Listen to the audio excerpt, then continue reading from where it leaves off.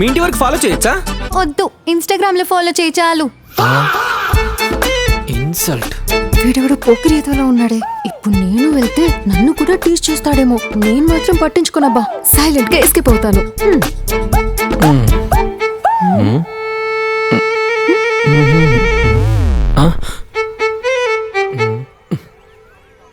ఏయ్, టీచ్ చేయవేంటి? నేను అందంగా ఉన్న వాళ్ళనే టీచ్ చేస్తాను. అబ్బా, అదెవరితో సొట్టబడ్డ బిందెలా ఉంది. అది నీకు అందంగా కనిపించింది కదూ. నన్ను చూడు, డోనట్ లా ఉన్నాను. నేను నీకు అందంగా కనిపించలేదా? ఏం రోగం వచ్చిందిరా నీకు? కొంచెమైనా టేస్ట్ లేదా? కళ్ళు దొబ్బాయా? నన్ను టీచ్ చేయడమే నీకు చేత కదా. నీ ఆగాగు, ఇప్పుడేంటి విజిల్ వేయాలి అంతేగా? మళ్ళీ రా వేస్తాను. అయ్యా,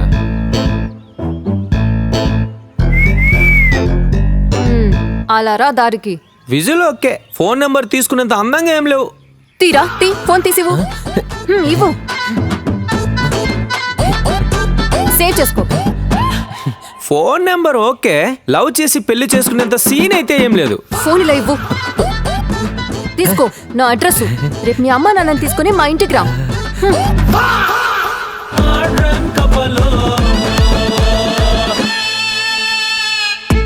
చెప్పండి ఆదర్శ దంపతులు, సారీ కలహాల దంపతులారా.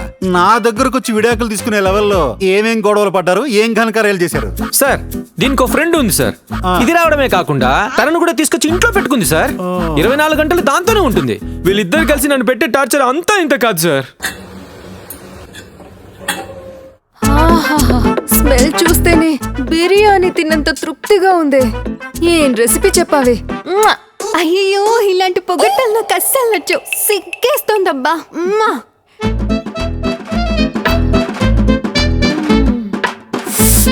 కారం కారం కారం చక్కెర ఇవ్వవే.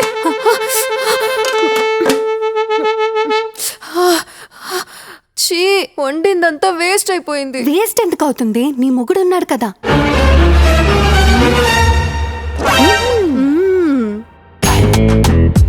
ఏమే, యూజువల్ గా పిల్లలకి కోపం ఎక్కువగా ఎప్పుడొస్తుందో చెప్పు. అదా, మనం ఈ మొగుళ్ళ కోసమని వేడిగా రుచిగా వండి పెట్టినా సరే అదలా ఉంది ఇలా ఉంది అంటూ వంకలు పెడితే కోపం వస్తుంది చూడు.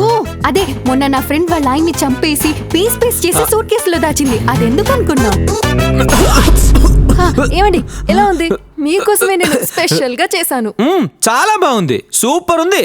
ఓ, అలా అయితే ఇదంతా మీరే తినేసేయండి. మీ సంతోషమే నా సంతోషం. పదవే, మనం జొమాటోలో ఆర్డర్ చేసుకుందాం.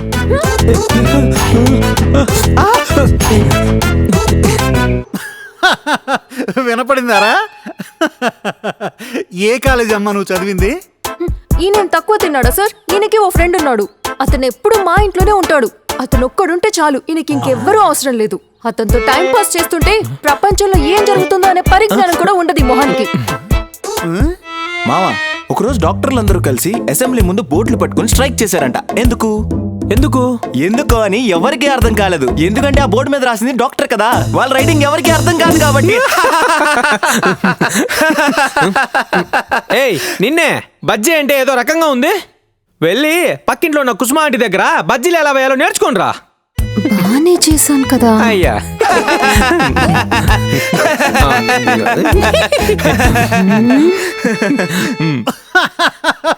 ఏ ఊరయ్యా నీది? కామారెడ్డి సార్. బస్ ఎక్కు ఫస్ట్ బస్ ఎక్కు.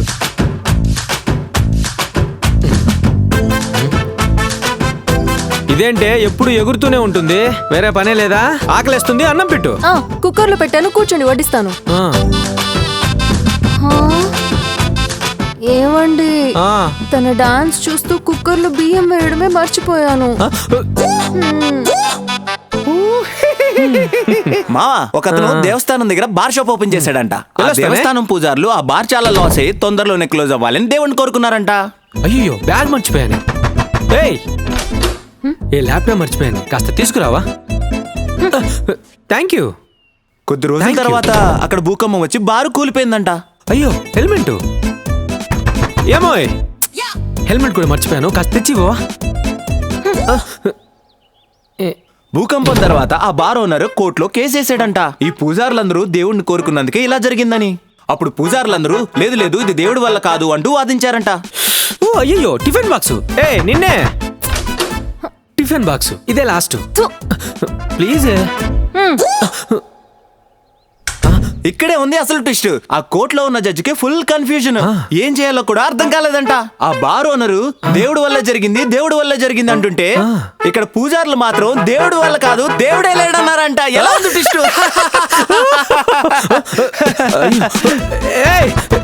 డోర్ తీవే. నువ్వు ఇంకేం మర్చిపోయినా డోర్ తీసే ప్రసక్తే లేదు. నాకు ఇంకేం పని లేదనుకున్నావా? మూసుకొని వెళ్ళండి. ప్లీజ్ ఈ ఒక్కసారి తీవే. కింద ప్యాంట్ వేసుకోవడమే మర్చిపోయానే. అలాగే వెళ్ళు.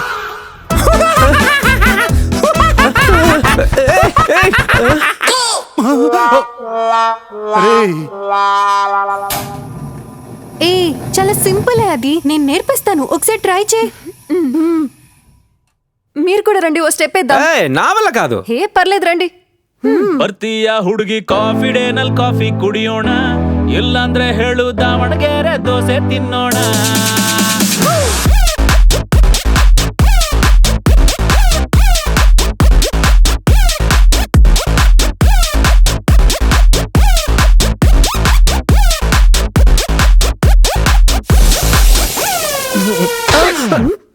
నీ వల్ల ఇదంతా.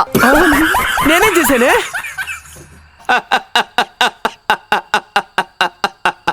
మావా, ఒక భార్య తన భర్తకి బ్లాంక్ మెసేజ్ పంపించిందంట. ఎందుకు? బ్లాంకా?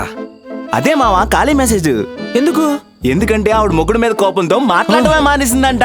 అందుకే ఖాళీ మెసేజ్ పంపించిందంట. ఏయ్, స్ట్రాంగ్ ఒక కాఫీ తీసుకురావే. ఇదేంటిది ముఖం అదోలా పెట్టుకుని వెళ్తుంది? రే మామ, ఈ అమ్మాయిని అర్థం చేసుకోవడం వెళ్ళరా? ఇప్పుడు పిజ్జాను ఆర్డర్ చేసి ఇంటికి వచ్చాక వచ్చే బాక్స్ స్క్వేర్ షేప్ లో ఉంటుంది. అందులో ఉండే పిజ్జా రౌండ్ షేప్ లో ఉంటుంది. మరి మనం తినే ముక్క ట్రయాంగిల్ లో ఉంటుంది. ఎందుకు? అవును కదా, ఎందుకు? ఇదే అర్థం చేసుకోలేకపోతున్నాం, ఇంకా అమ్మాయిలు అలా అర్థం చేసుకుంటాం మావా. అలా అంటావా? ఏయ్, కాఫీ ఎక్కడే? ఏమండి, ఇది మన ఇల్లు కాదు, పక్కింటి కుసుమ వాళ్ళ ఇల్లు. నీ మొగుడు మా ఇంటికి వచ్చి కూర్చుని పక్క నవ్వుతున్నాడని ఫోన్ చేస్తే వచ్చాను. నీకు నీ ఫ్రెండ్ ఒకటి ఉంటే చాలు కదా, ఒంటి మీద సోయే ఉండదు. ఎవరింటికి పడితే వాళ్ళ ఇంటికి వచ్చేస్తారా? ముందు ఇక్కడి నుంచి లేవండి. ఉండే, నువ్వు అనుకుని కాఫీ తీసుకుంటామన్నాను. తెస్తే తాగేసి వెళ్దాం. వాళ్ళ ఆయన వచ్చానంటే ఇద్దరికి వాచిపోతుంది. పదండి వెళ్దాం.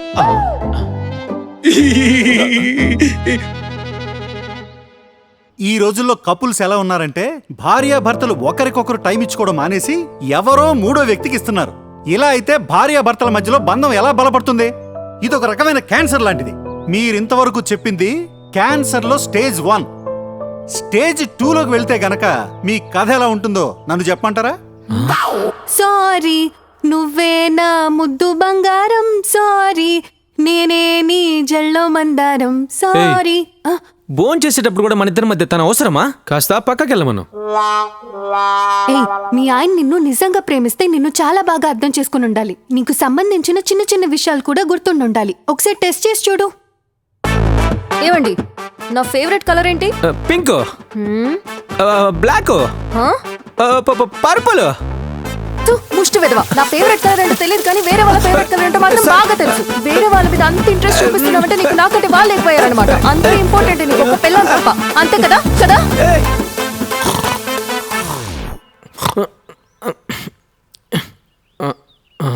పెళ్ళాం అంటే ఎలా ఉండాలో తెలుసా మామ? మొగుడు కన్నా ముందే లేచి భర్త కాళ్లకు నమస్కారం చేసి పనులన్నీ ముగించుకుని కాఫీ రెడీ చేసుకుని వచ్చి మొగుడిని ప్రేమతో నిద్రలేపి జస్ట్ ఇవ్వడం మాత్రమే కాదు, తనే తాగించాలి.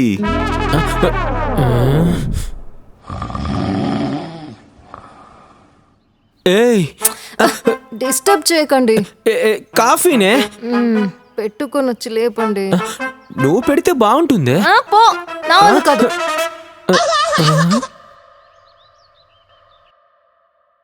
నా ఫ్రెండ్ ప్రియాంక వాళ్ళ ముగుడు సెలవొచ్చిందంటే చాలు దాన్ని రాణిలా కూర్చోబెట్టి ఇంట్లో పనులన్నీ తనే చేస్తాడంట. ఇవాళ ఆదివారం, మీ ఆయనకు కూడా సెలవే కదా, మరి తనేం చేస్తున్నాడు? క్రికెట్ ఆడుకొని వస్తానే. వారంలో ఒక్కరోజు కూడా ఇంటి పని చేయడం చేత కదా మీకు? ఇక్కడ నుంచి ప్రతి ఆదివారం ఇంటి పని అంతా మీదే. ఫ్రెండ్స్ వెయిట్ చేస్తున్నారే, పాపం బ్యాట్ బాల్ కూడా నా దగ్గరే ఉన్నాయి. సర్లే కానీ జస్ట్ ఇల్లు తుడవడమే కదా, ఫాస్ట్ గా తుడి చేసి వెళ్ళిపోతాను. రేయ్, 2 నిమిషాలు వచ్చేస్తాను.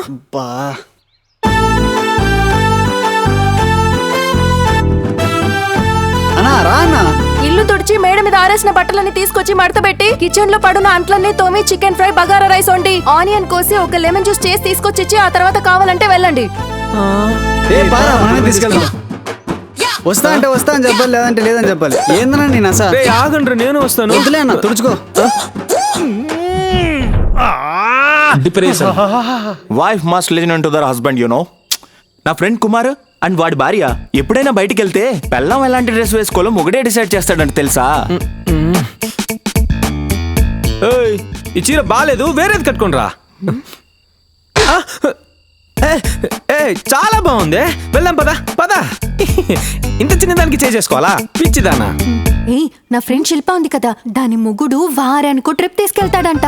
ఒక్క లాస్ట్ మంత్ లోనే గోవా, షిమ్లా, అండమాన్, అంతేకాక మలేషియా, సింగపూర్ కూడా చూసొచ్చారంట. ఏమండి, ఆ, మనము ట్రిప్ వెళ్దాం. చాలా రోజులైంది బయటికి వెళ్ళి. ఏయ్, పోయిన సంవత్సరం కదా ట్రిప్ కి తీసుకెళ్ళింది. హా? మైసూర్ కి. అది నీ కజిన్ పిల్లని తీసుకెళ్ళావు. పెళ్లికి తీసుకెళ్ళి అలాగే చూపించుకుని తీసుకురాలేదా? సర్లే, కొండకి తీసుకెళ్లి గుండు కొట్టిస్తాను. హా? నా ఫ్రెండ్ ప్రకాష్ ఉన్నాడు కదా, వాళ్ళ ఆవిడ డైలీ వెరైటీ వెరైటీ వంటకాలు చేసి పంపిస్తుంది ఆఫీస్ కి. పెళ్ళం అంటే అలా ఉండాలి కదా. నా పిల్ల ఏం చేసిందో చూద్దాం.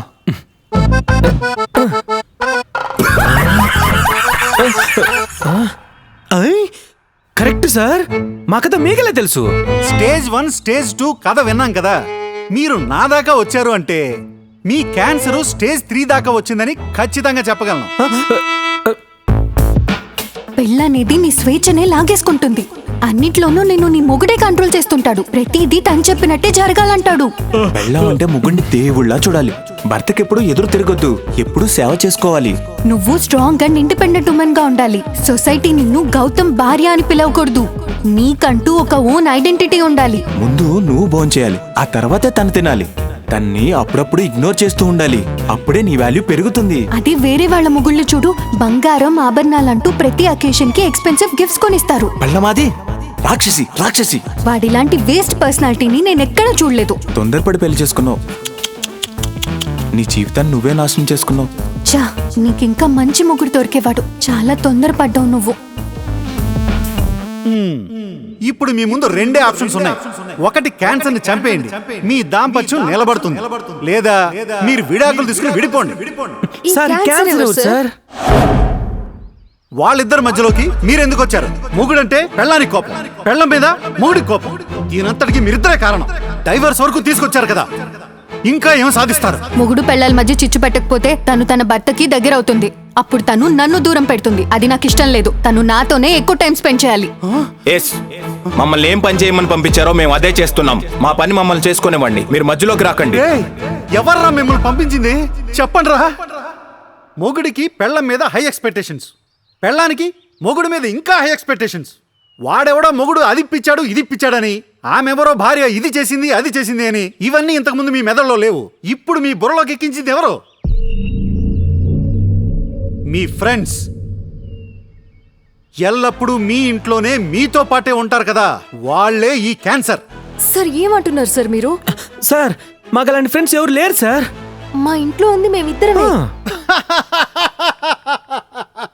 24 గంటలు ఆ ఫోన్ లోనే మునిగిపోతుంది సార్. ఆ ఫోన్ చూస్తూ నన్ను పెట్టే టార్చర్ అంతా ఇంత కాదు సార్. ఈయనవన్నా తక్కువ తిన్నాడా సార్? ఈయన కూడా 24 గంటలు ఫోన్ లోనే ఉంటాడు. ఆ ఫోన్ ఒక్కటి ఉంటే చాలు, ప్రపంచంలో ఏం జరుగుతుందో అనే పరిజ్ఞానం కూడా ఉండదు ఈ మొహానికి. ఆహా, ఏం రెసిపీ చెప్పావే. మ్వా!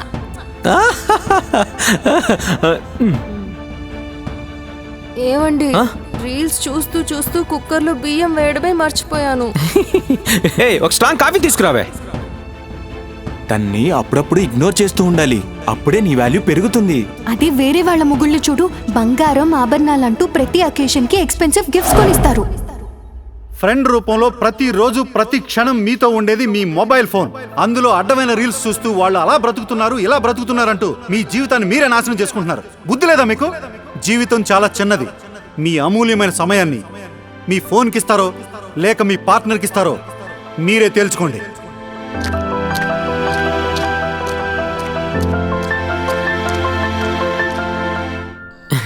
ఏ, ఇంకెప్పుడు మనం ఆ దరిద్ర ఫోన్లు యూజ్ చేయొద్దు. మన ఇద్దరం ఎప్పుడు ఇలాగే హ్యాపీగా ఉండాలి. క్వాలిటీ టైం స్పెండ్ చేయాలి. ఏమంటున్నా? అవునండి, అలాగే.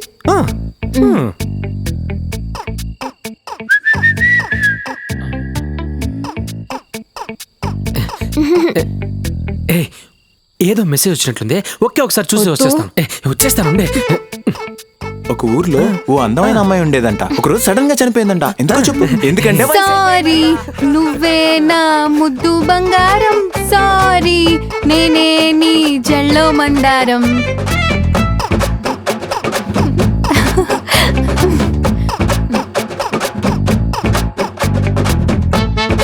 తెలుగు ప్రేక్షకులందరికీ నమస్కారం.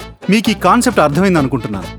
మా షార్ట్ ఫిల్మ్ గనుక మీకు నచ్చినట్లయితే కమెంట్స్ ద్వారా మీ ఒపీనియన్ చెప్పండి. అలాగే కాఫీ డబ్బీ తెలుగు ఛానల్ ని సబ్స్క్రైబ్ చేసి మీ ఫ్రెండ్స్ అండ్ ఫ్యామిలీ మెంబర్స్ కి షేర్ చేయండి. అండ్ నాకు ఇంకొక హెల్ప్ చేస్తారా? ఈ షార్ట్ ఫిల్మ్ ని మళ్ళీ ఇంకొకసారి చూడండి. చూశాక మీకే అర్థమవుతుంది నేను మిమ్మల్ని మళ్ళీ ఎందుకు చూడమన్నానా అని.